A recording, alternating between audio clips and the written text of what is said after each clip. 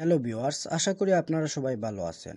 আজকের ভিডিওটি আমাদের জন্য খুবই স্পেশাল। কারণ হচ্ছে আজকের ভিডিওতে আমরা জানব আমরা টু ফ্যাক্টর অথেন্টিকেটর কিভাবে ডিসেবল করতে পারি।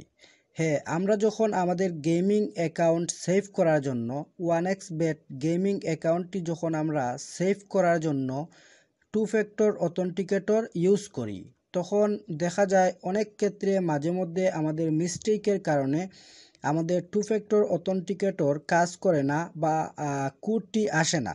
সেক্ষেত্রে আমাদের অনেক ঝামেলা হয়ে যায়। আবার দেখা যায় অনেকেই আছে গুগল অথেন্টিকেটর ইউজ করেন 1xbet-এর ক্ষেত্রে।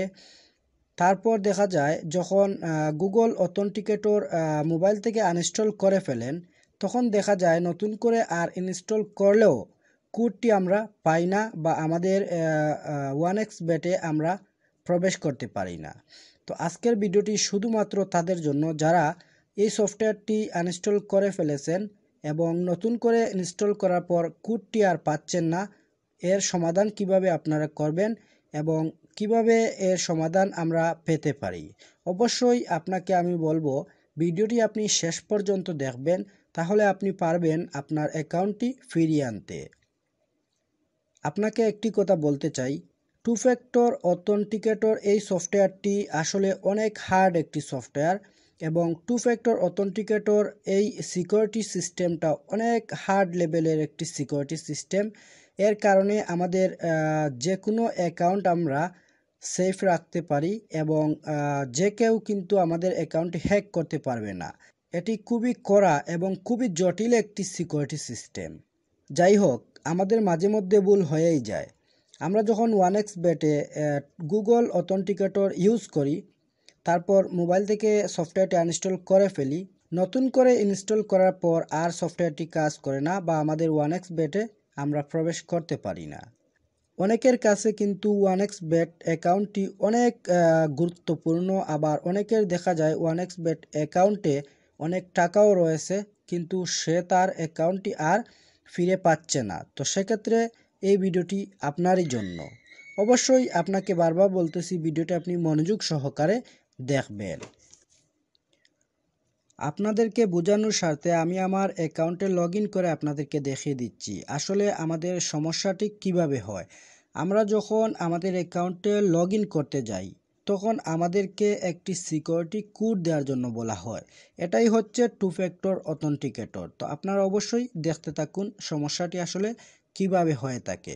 তারপর আমি আপনাদেরকে দেখিয়ে দিব কিভাবে মেইল করবেন। তো এখানে আপনারা অবশ্যই দেখতে পারছেন এই কোডটি দেওয়ার জন্য বলা হচ্ছে। এটাই হচ্ছে টু ফ্যাক্টর অথেন্টিকেটর। তো চলুন আমরা এবার দেখে আসি কিভাবে মেইল করতে হবে এবং কোন অ্যাড্রেসে আমাদেরকে মেইল করতে হবে। সম্পূর্ণ কিন্তু আমি আমার ভিডিও ডিসক্রিপশন বক্সে দিয়ে রেখেছি, আপনারা চাইলে সেখান থেকে কপি করে নিয়ে মেইলটি করতে পারবেন। তো আমি আপনাদেরকে সুন্দর করে দেখিয়ে দিচ্ছি। আমরা যখন ইমেল করব, তখন তাদের ইমেল নাম্বারটি এখানে টাইপ করে দিব। এখানে ইমেল নাম্বারে টাইপ করলে তাদের লোগো দেখতে পাবেন। এখানে ভুল হওয়ার কোনো চান্স নেই। তাদের লোগোটি দেখলে আমরা চিনতে পারবো। তো এখানে সাবজেক্টের জায়গায় এখানে আমি যতটুকু লিখেছি টু ফ্যাক্টর অথেন্টিকেটর ডিসেবল, এতটুকুই লিখবেন। তার চেয়ে বেশি লেখার চেষ্টা করবেন না। যদি আপনি তার চেয়ে বেশি লেখার চেষ্টা করেন পণ্ডিতি করে, তাহলে আপনার অ্যাকাউন্টটি ফিরে নাও পেতে পারেন। তারপর আপনার মূল মেসেজটি হবে এখানে, এবং এখানে আমি ইউজার নেম ইউজ করেছি। এখানে শুধু আপনার ইউজার নেমটি আপনি ইউজ করবেন, আর বাকি যা লেখা রয়েছে সবগুলা সেম হুবহু দিয়ে দিবেন।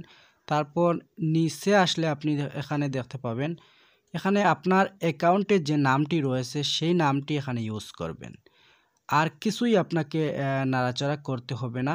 শুধু আপনাকে আপনার এনআইডির ফার্স্ট পেজ এবং সেকেন্ড পেজ এবং এনআইডি সহ আপনার একটি সেলফি তুলে দিতে হবে। এখানে অ্যাটাক ফাইলে ক্লিক করলে আপনার ছবিগুলো আপনি দিতে পারবেন। তো আমি আপনাদেরকে দেখিয়ে দিচ্ছি। এনআইডির ফার্স্ট পেজ, সেকেন্ড পেজ এবং এনআইডি সহ আপনার একটি ছবি তুলে তাদের কাছে দিয়ে দিতে হবে, তবেই আপনি আপনার অ্যাকাউন্টটি ফিরে পাবেন। তো এই ছিল আজকের ভিডিও। সাথে থাকার জন্য এতক্ষণ আপনাদেরকে অসংখ্য ধন্যবাদ। চ্যানেলটি যদি আপনারা সাবস্ক্রাইব করে না থাকেন, তাহলে অবশ্যই আমার চ্যানেলটি সাবস্ক্রাইব করবেন। ভালো থাকেন, সুস্থ থাকেন। আসসালামু আলাইকুম।